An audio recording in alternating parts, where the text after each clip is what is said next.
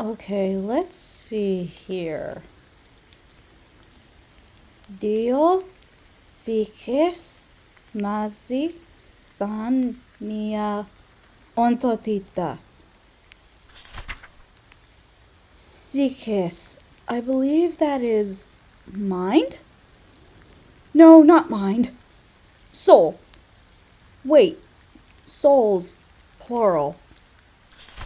Yes, souls. So, Dio sikes mazi san mia ontotita means, oh geez,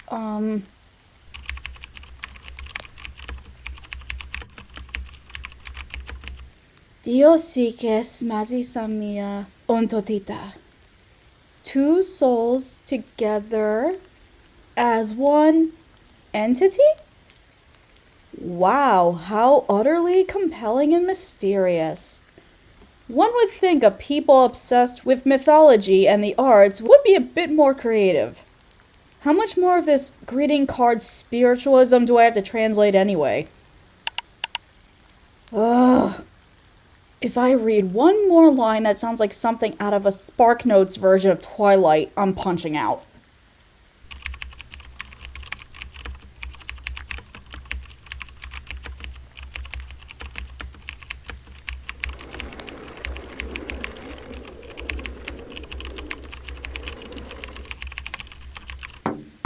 Oh, hello there. Is this a social call, or are you here on business? I figured. Trash can is in the usual spot. Help yourself. Try to sidestep the boxes if you can. You'll see it's mostly full of orange peels, energy bar wrappers, and water bottles tonight. I've been here a while. Yeah, Dr. Tavularis just got back this morning. It's too bad.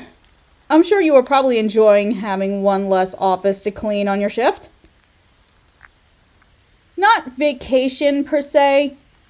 She was on an expedition, scoped out some ruins, searched for some artifacts, met up with some contacts in her field. It's not Miami Beach, but I can think of worse things to do over spring break. According to her itinerary, she was going to Attica. No, not the prison.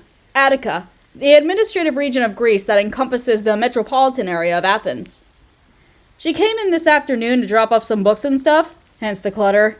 But then she went home to get reacquainted with her cats and sleep off her jet lag. Well, she had emailed and assigned me a few odd jobs upon her return, translating some miscellaneous inscripts, proofreading her notes, verifying the historical accuracy of some of her findings.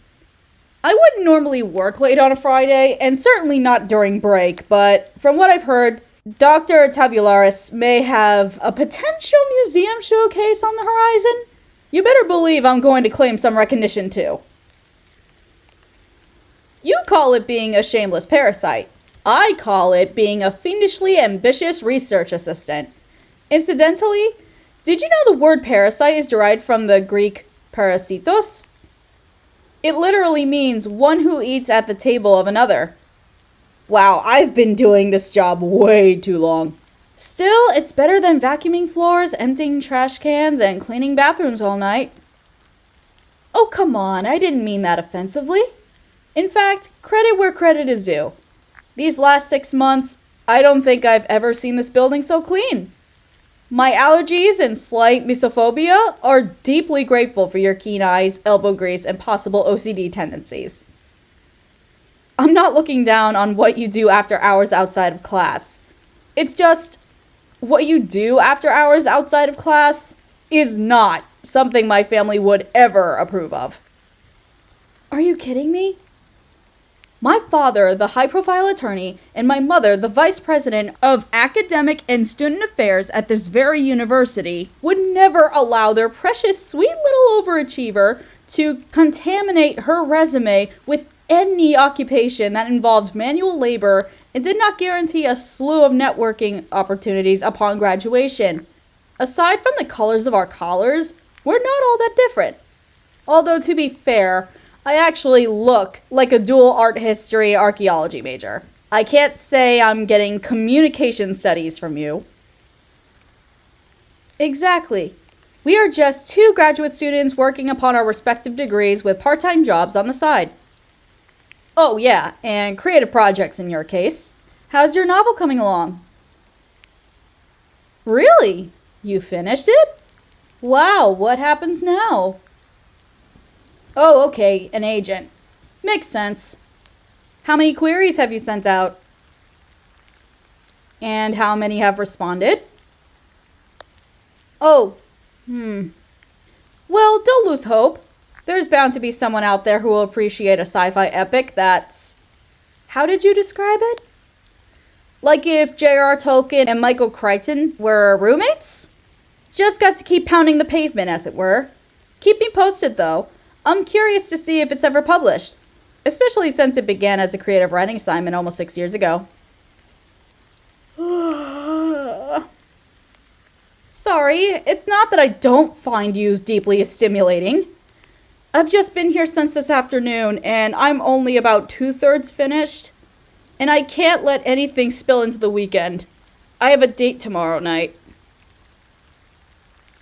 Ugh, some boring narcissistic stockbroker whom I met at that fundraising event in December.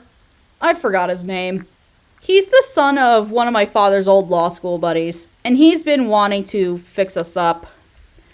I think he's enamored with the idea of having a potential son-in-law who works on Wall Street. But that's just dinner. With enough Sauvignon Blanc, he might seem more interesting, and the evening should pass in a daze. Oh my, there I go again. I appreciate the offer, but if I drink coffee this late, it'll screw up my entire sleep schedule. If I'm going to collapse onto my bed and squash a hapless teddy bear come midnight, then I might as well fully immerse myself in the experience. Yes, I'm sure. Thank you, but I'm sure. Alright, trash is emptied and nothing needs to be cleaned. Our business is done, and I've got a lot of work ahead of me. You may take your leave. Chivalrous as ever. Huh? Oh no, I just said, I said chivalrous as ever. You know what I mean. Yes, you do. Well, if I had said, yes, I would like some coffee, then you would have brought me some.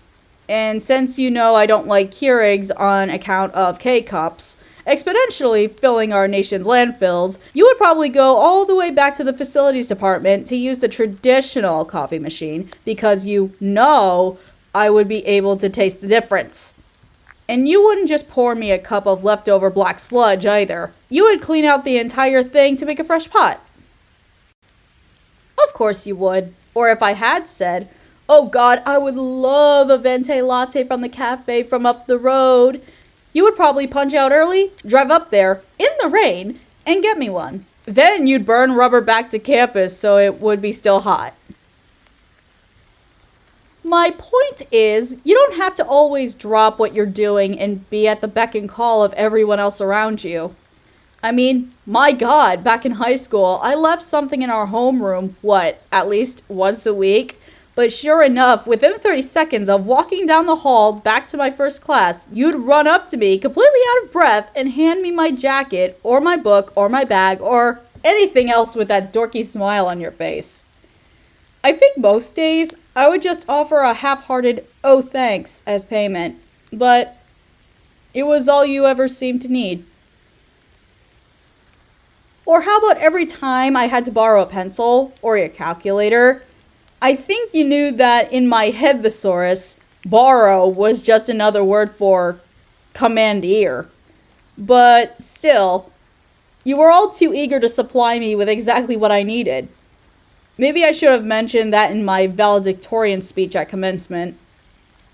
Then again, that would have left marginally less space for me to wax poetry on maintaining a 4.0 GPA whilst balancing the obligations of being class president and head cheerleader. What was your position on the football team again? Quarterback? Running back? Fullback? Oh, right. Mascot. Hey, don't look so embarrassed. You really grew into that Timber Wolf costume in our senior year. Oh, hey, speaking of our senior year, do you remember my prom date? Well, I googled him on a whim, and apparently he was the one who caused that really bad accident on the turnpike last year. Yeah, from what I read, he had been drinking and driving with a suspended license. No fatalities, and that was the miracle. But with several wrecked cars, a few hospitalized motorists, and a downed power line, I do foresee some lawsuits coming his way once he's out of jail. I was disappointed, but I can't say I was really surprised. I remember his antics on prom night. He ditched me about halfway through. I caught him outside drinking and smoking weed with his idiot friends. I don't know. My mother and his mother worked together at the time, and they thought we would make a cute couple, so I kind of let them push me into going along with him. I guess if I wanted that silk dress, cute shoes afternoon at the spa, and posh limo ride, I had to earn them. Should have just gone alone, like you did. Hey, thank you again for driving me home that night.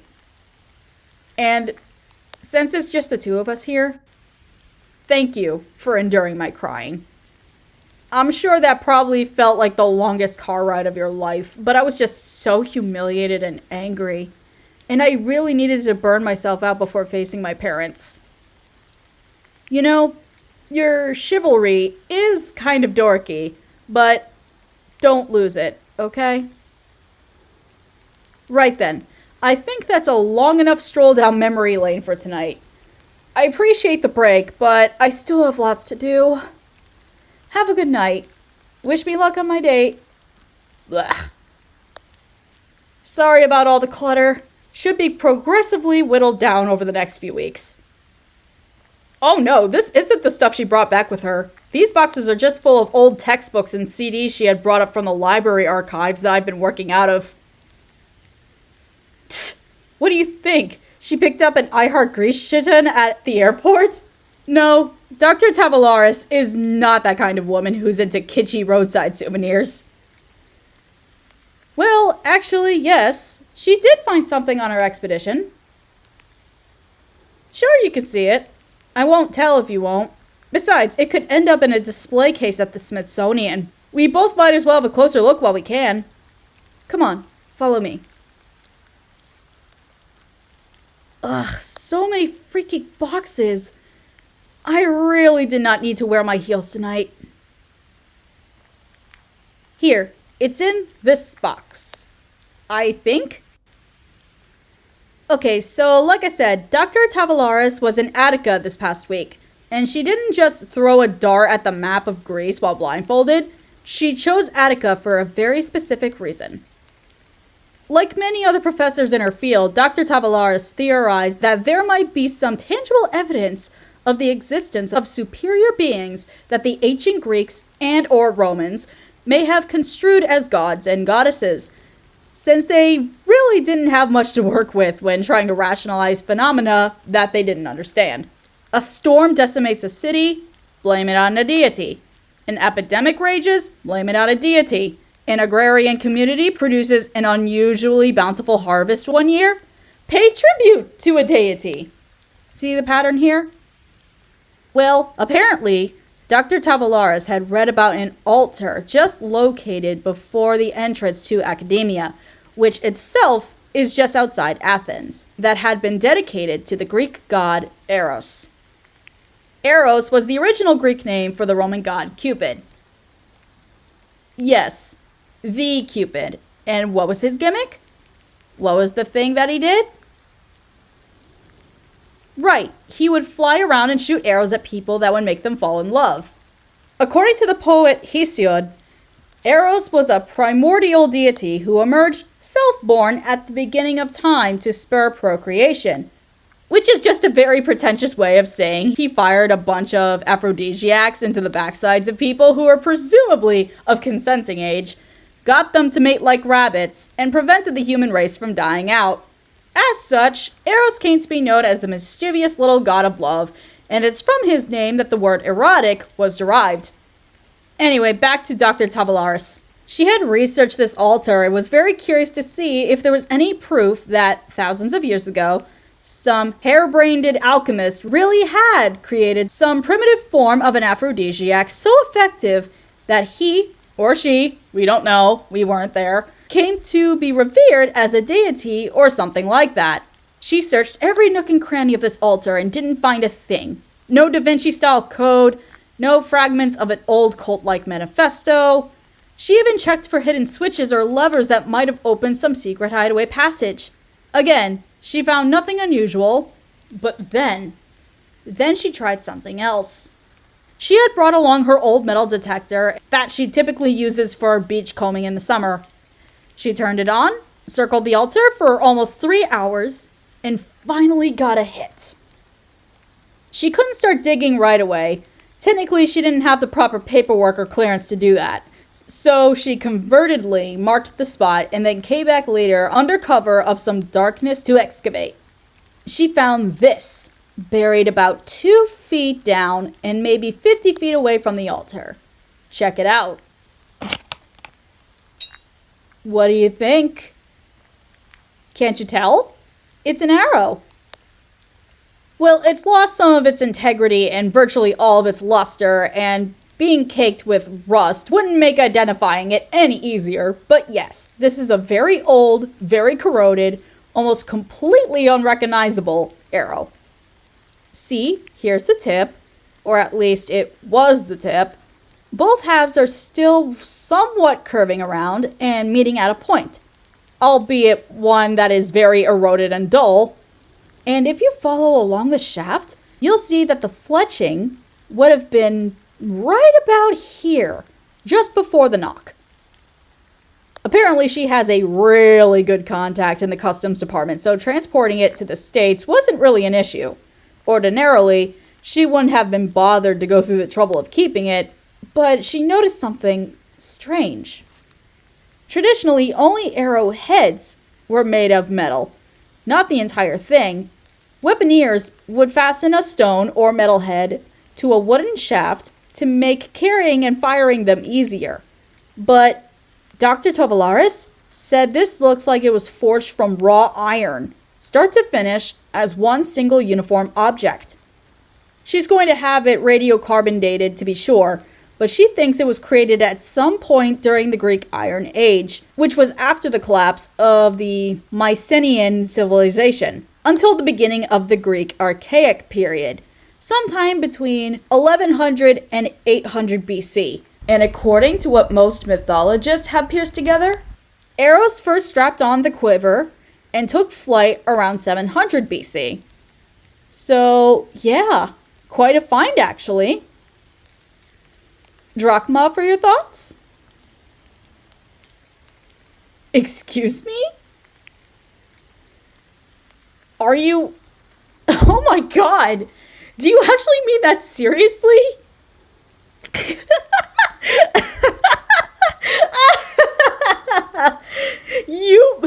You think this is one of his arrows?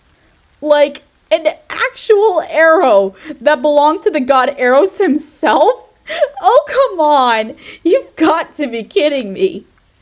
I know you're a science fiction guy, but maybe you should try your hand at writing fantasy.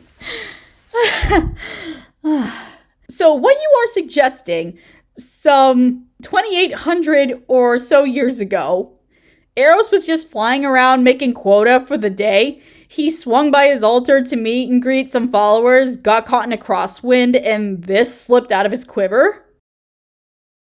Wow, okay.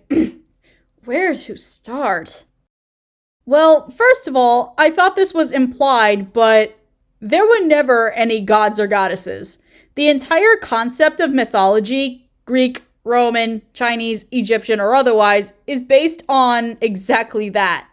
Myths, legends, made up stories told by primitive people as a way of rationalizing things they couldn't explain, providing some much-needed inspiration for the creative arts, or perhaps scaring straight any rebellious teenagers of their nation's youth. Second, this arrow could have been forged by any blacksmith. This was most likely the handiwork of a very hardcore fan of arrows who made it as a tribute or something. No different from those geeks who dressed up as comic book characters and create homemade replicas of weapons for when they go to those conventions. No offense. Lastly, as I already explained, Eros was the god responsible for making people fall in love.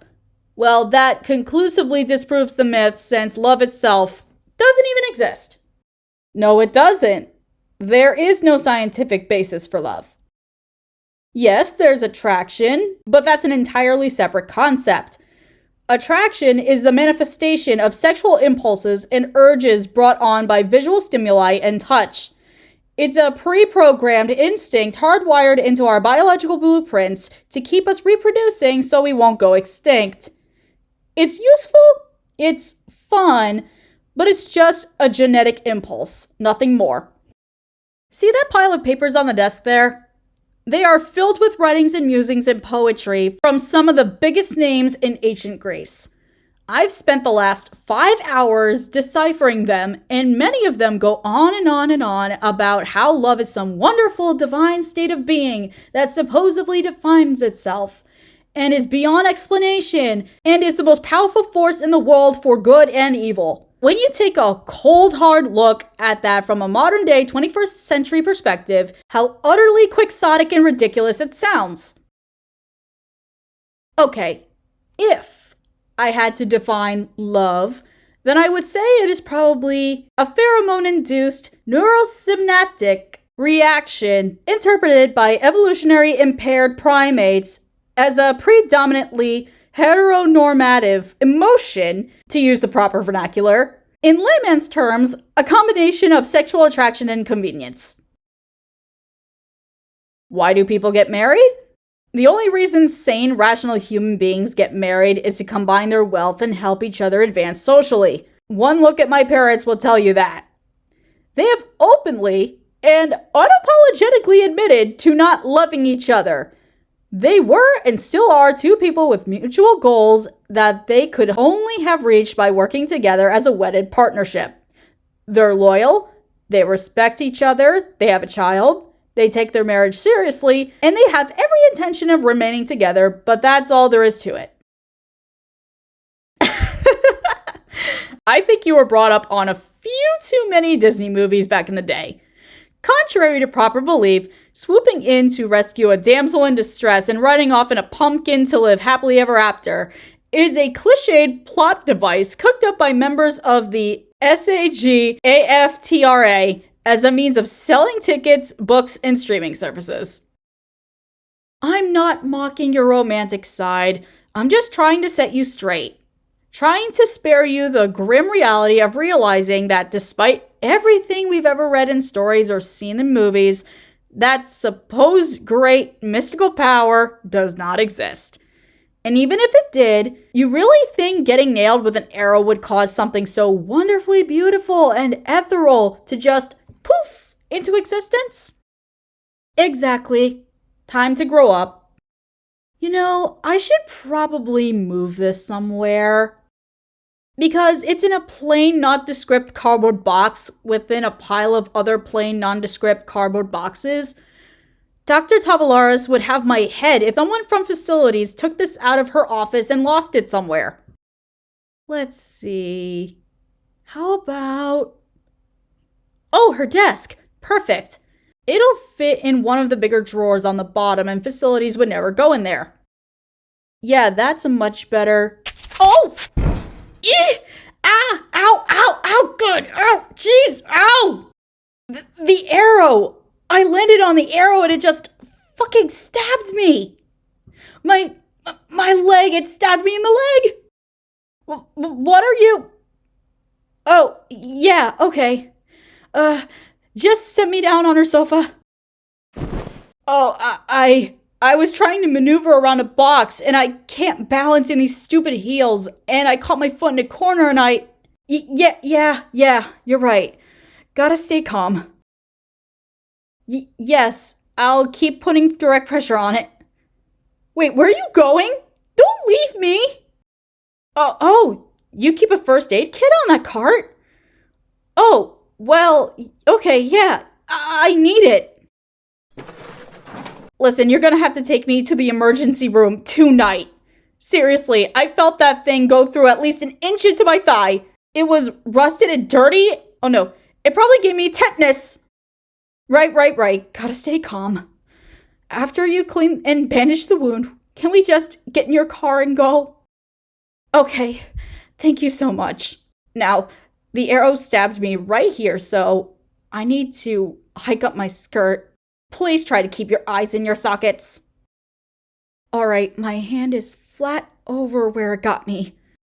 Then I take it off, just quickly spray some disinfectant, and slap that bandage on. It's gonna hurt like a bitch, but we don't have a choice, okay? On 3. 1, 2, 3. What? How? Of course it stabbed me! I felt it stab me! It impaled me right here when I fucking fell on it! I can see there's no blood, and I'm trying to figure that out, okay? The skin isn't even broken, but that doesn't make any sense. The point was dull, but look, here's where it went through my skirt. And there's where it went through my pantyhose, so it should have gone. Actually, no, it doesn't hurt. Not anymore. But that's because I must be in shock, obviously. Could you check the arrow and see if there's any blood on it? Thank you. And for God's sake, please be careful. No blood? Are you sure? Well, just put it back in its box, okay? I should never have taken it out in the first place. I guess it didn't stab me. Just poked me really hard. Sure, it felt like it broke the skin, though. Yeah, good idea. You should probably sterilize the area anyway, just to be on the safe side. Here, my pantyhose are destroyed now. So let me just... There we go. They weren't my color anyway. So, whenever you're ready... No, the alcohol isn't stinging. Even a little.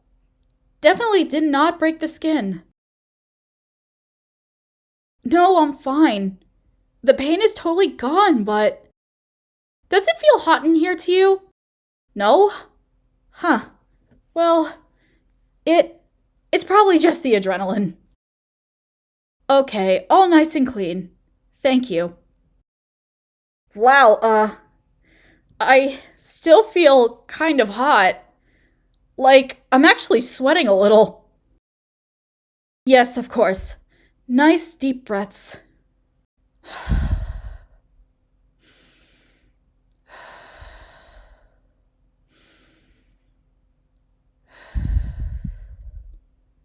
Would you blow on it? On my leg, to get the alcohol to evaporate faster. Oh, yes.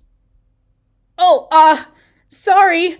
I didn't mean, well, that felt very nice. Okay, now I'm really sweating. Alright, you know what? The hell with it. Look, I don't know why, but I'm overheating, and I've got to take this blouse off. You're already getting a look up my skirt, so what's the big deal? We're both adults, and we've known each other for years. Much better. Only, now my heart is racing a little. Here, give me your hand. Do you feel that? Oh gosh, I'm sorry. I didn't mean to make things awkward. I don't know what came over me. Hey, can I ask you something? Do you work out? Well, I'm not fat or anything, but you just picked me up like I was weightless. I felt the muscles tense in your back and your chest, and especially your arms. You are solid as a rock. It's so cute how modest you are. I think it's great that you stay in shape. You know, you were really cool just now. I mean, I saw you reach out to grab me when you realized I was about to fall. And when I did, you immediately scooped me up, carried me over here, and checked to see if I needed any medical attention. You didn't panic. You didn't hesitate. You just leapt right into action when you saw that I was in trouble. No, I don't believe you just did what anyone would have done. Not anyone could always be so attuned to the needs of another. I know I tease you, but the truth is, I've always really appreciated you. You have so many admirable qualities. Your kindness, your selflessness, and, I'll say it, your chivalry. You always put others you care about before yourself, and always try to make things a little better for them. You are exactly what a woman truly needs in her life. A good, decent, honorable man who will always be there for her, to protect her, and treat her well. Of course I mean that.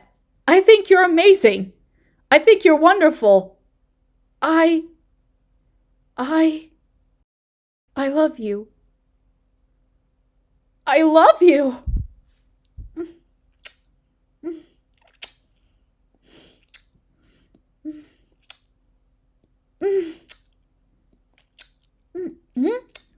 What was the matter? Why did you pull away? Not thinking clearly. I have never thought more clearly than in my entire life. I love you. I don't have a single doubt. I love you with all my heart, body, mind, and spirit.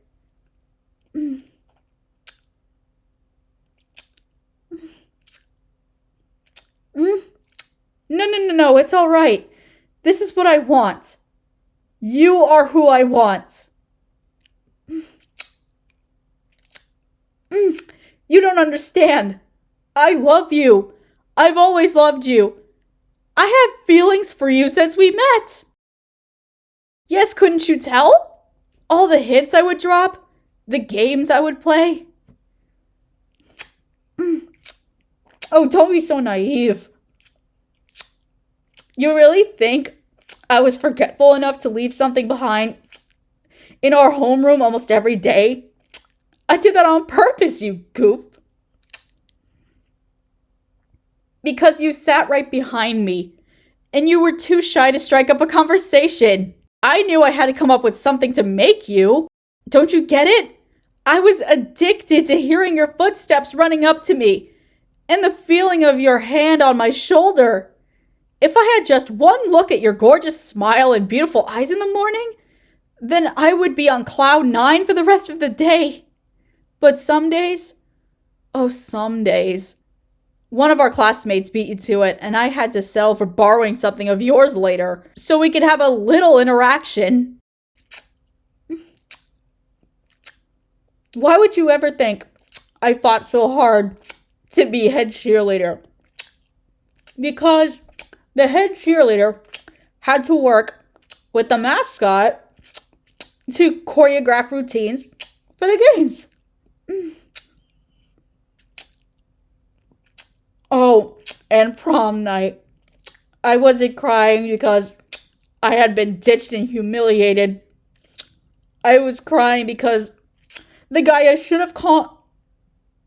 I should have gone with was sitting right next to me. If you had asked me out, or if I had been brave enough to defy my mother's orders and ask you out, then we could have gone together, and maybe I could have even confessed my feelings while we even shared a slow dance. I was crying because my own cowardice cheated me out of a perfect evening. I never said anything because I was too scared. My parents never would have approved of us dating.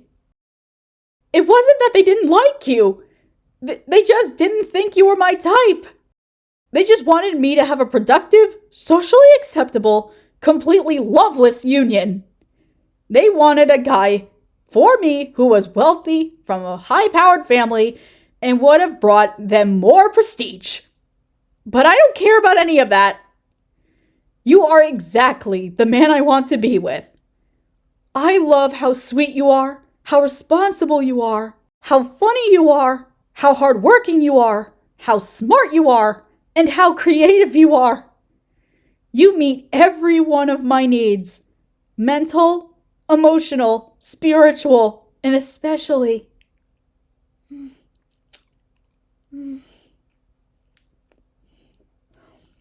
physical.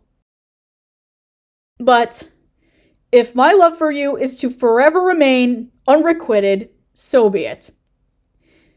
If you do not share my feelings, then I will respect your choice and contentedly resign my heart to accepting a love that is soft, undying, and purely agapeic. So, I guess the only question to ask is, do you love me? Years? You've shared my feelings for years? Oh, my darling. My beloved. No. Nothing more needs to be said.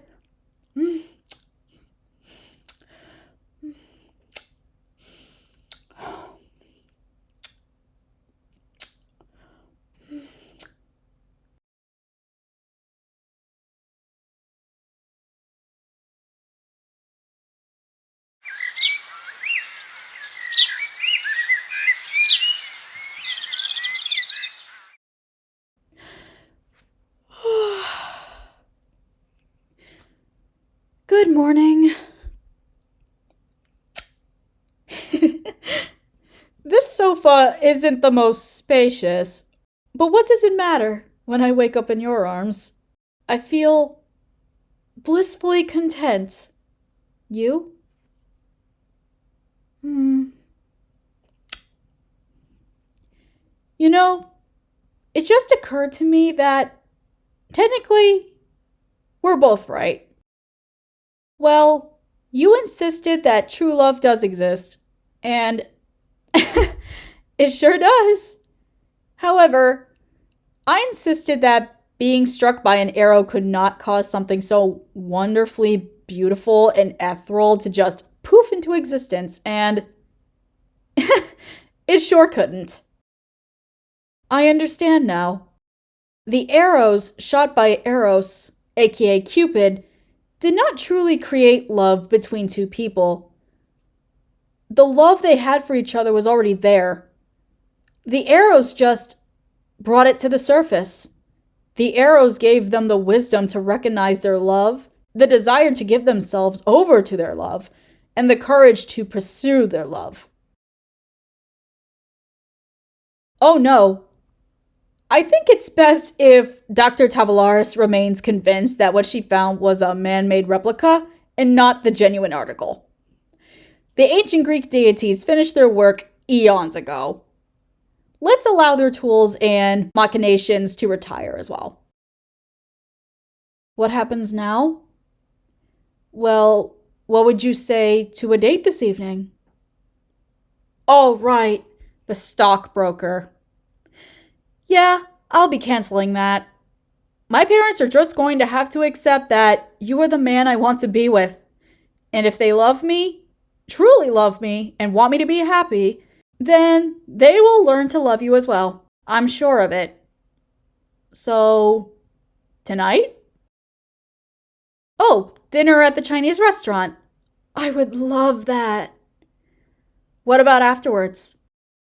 A walk through the park? How romantic. Oh, I know.